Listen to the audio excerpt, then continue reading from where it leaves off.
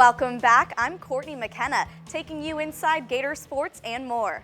The Florida football team is coming off a much-needed bye week and now is prepping for SEC East rival Tennessee. Last year's meeting between the two teams turned out to be a turning point for the Gator season. Jeff Driscoll left the game with a broken leg, bringing in backup QB Tyler Murphy.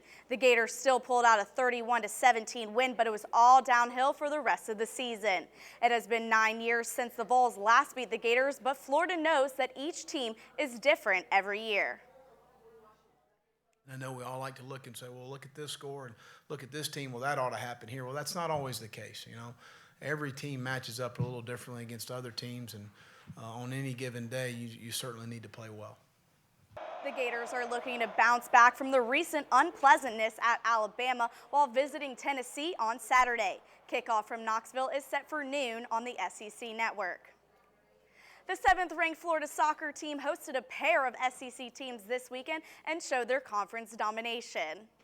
On Friday, the Gators beat Georgia 2-1, and on Sunday, Florida beat Mizzou 3-1. Against Mizzou, the Gators had 3 different goal scorers.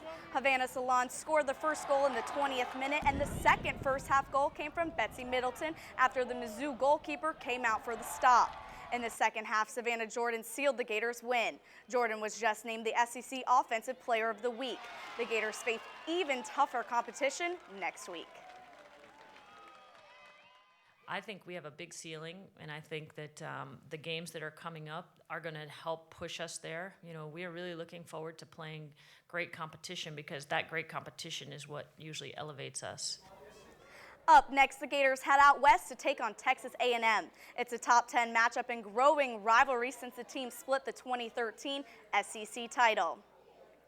The 10th-ranked Florida volleyball team took out the brooms this weekend as they swept both Auburn and Ole Miss to open up conference play. It was a 38th straight win under head coach Mary Weiss against both the Rebels and the Tigers. Simone Antwi and Alex Holson both posted double-digit kills for the Gators. The Gators played very strong offensively and defensively. And on Sunday against Ole Miss, the Gators posted their highest hitting efficiency against any SEC team since Alabama last year.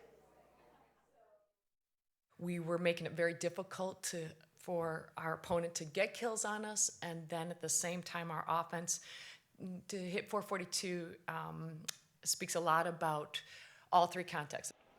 Up next, the Gators head out to LSU on Friday and Mississippi State on Sunday. A couple of Florida teams did something in the NFL unusual this weekend, and that's win. The Tampa Bay Bucks lost their first win of the season on the road at Pittsburgh. The Bucks beat the Steelers 27-24, rallying in the 4th quarter. Vincent Jackson came in clutch with the winning catch with 10 seconds to go. And across the pond in London, the Dolphins beat the Raiders 38-14. Miami QB Ryan Tannehill proved himself after last week's poor performance with 2 touchdown passes and completing 23 of 31 passes for 278 yards. And while Miami and Tampa Bay clocked wins, Jacksonville continued to struggle, even with rookie quarterback Blake Bortles starting. The Jags lost to the Chargers 33-14. Bortles threw 1 touchdown pass and 2 interceptions. And tonight in Monday Night Football, the Chiefs will host the Patriots on ESPN. The red, white, and blue are headed back to the U.S., missing one very important color, the Gold Ryder Cup.